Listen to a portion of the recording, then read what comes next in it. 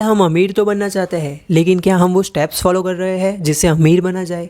Well guys, क्या आपने कभी इस बात पर गौर किया है कि महीना पूरे होते होते ज़्यादातर लोगों की सैलरी पूरी हो जाती है। अब यहाँ पर कुछ लोगों को ये लगता है कि जिनकी सैलरी कम होती है सिर्फ उन्हीं के साथ ऐसी प्रॉब्लम होती है, लेकिन ऐसा नहीं है।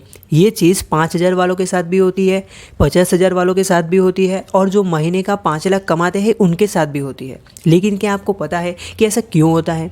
वेल, जैसे जैसे हमारी इनकम बढ़ती है वैसे ही हमारे एक्सपेंस भी बढ़ जाते हैं, हमारा स्टैंडर्ड ऑफ लिविंग भी बढ़ जाता है, जो चीज़ें कभी कभी नज़र में नहीं आती लेकिन ऐसा ही होता है। वेल, आपने ये देखा होगा कि जब हम नया नया कमाने लगते हैं तो शुरुआती दौर में हमारी सैलरी कम होती है, लेकिन फिर भी उससे हमारा घर का खर्चा आराम से निकल जाता है। और जब हमारी सैलरी बढ़ जाती है तब भी हमारे घर का खर्चा आराम से निकल जाता है।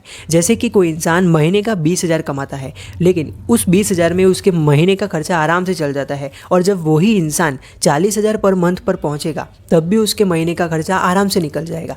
वेल, इसका मतलब है कि जब जब हमारी इनकम बढ़ती है, उसके साथ ही हमारे एक्सपेंस भी बढ़ जाते हैं। तो अब आपके माइंड में ये सवाल होगा कि क्या हम हमेशा ही इसमें फंसे रहेंगे? वेल, ऐसा नहीं है। आपकी फाइनेंशियल फ्रीडम आपकी फाइनेंशियल डिसिप्लिन पर डिपेंड करती है। आपने कई सारे उन लॉटरी विनर्स के बारे में ज़रूर सुना होगा कि जो लॉटरी जीतने की शुरुआती 5 या 6 सालों के बाद ही या तो बैंकरप्ट हो जाते हैं या फिर वहीं पर आ जाते हैं कि जहाँ पर वो पहले से थे। ये इसीलिए होता है कि वो अपने पैसों को सही से मैनेज नहीं कर पाते हैं। आपकी अमीर बनने की जर्नी में सबसे ज़्यादा रोल प्ले करता है आपकी फाइनेंशियल डिसिप्लिन।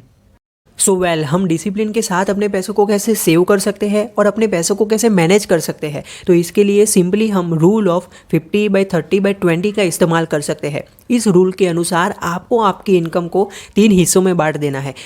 आपकी इनकम का 50% हिस्सा आपकी नीड्स में जाएगा। यहाँ पर नीड्स का मतलब है आपकी ज़रूरतें, वो खर्चे जो आपको करने ज़रूरी है, जैसे कि foods, cloth, electricity bill, home loan EMI और ऐसे ही आपके कुछ ज़रूरी खर्चे जो आपको करने ज़रूरी है। तो आपको आपकी इनकम का 50% हिस्सा अपने नीड्स के लिए रखना है। अब आपकी इनकम का 30% हिस्सा आपको अपने वांट्स पे खर्च करना है। वांट्स का मतलब आपकी इच्छा है, जो खर्चे करने ज़रूरी तो नहीं है मगर आपका मन है, आपकी इच्छा है, इसीलिए वो हो जाते हैं। तो आपको आपकी इनकम का 30% पैसा अपने वांट्स के लिए रखना है। अब बात करते हैं बाकी के 20% हिस्से की। तो आपको 20% हिस्से से केवल सेविंग और इन्वेस्टिंग ही करनी है।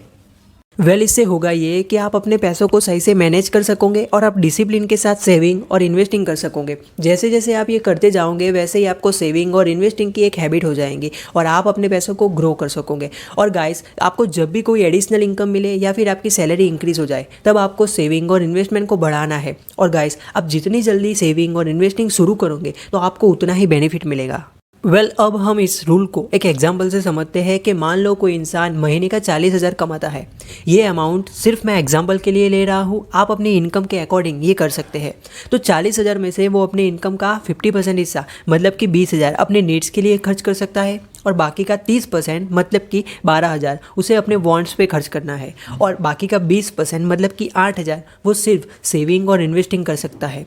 ये शुरुआत में थोड़ा मुश्किल लगेगा, लेकिन जैसे जैसे आपको सेविंग और इन्वेस्टिंग की हैबिट हो जाएगी तब आपको कोई प्रॉब्लम नहीं होगी और आपको इन्वेस्टिंग में मज़ा आने लगेगा और आप अपनी वेल्थ को ग्रो होते हुए देख सकोगे। Thanks for watching this video. अगर ये वीडियो आपको पसंद आया हो तो इसे लाइक करें और साथ ही में चैनल को सब्सक्राइब करें। फिर मिलेंगे एक और नए वीडियो के साथ। आपका वैल्यूएबल टाइम देने के लिए खूब खूब धन्यवाद।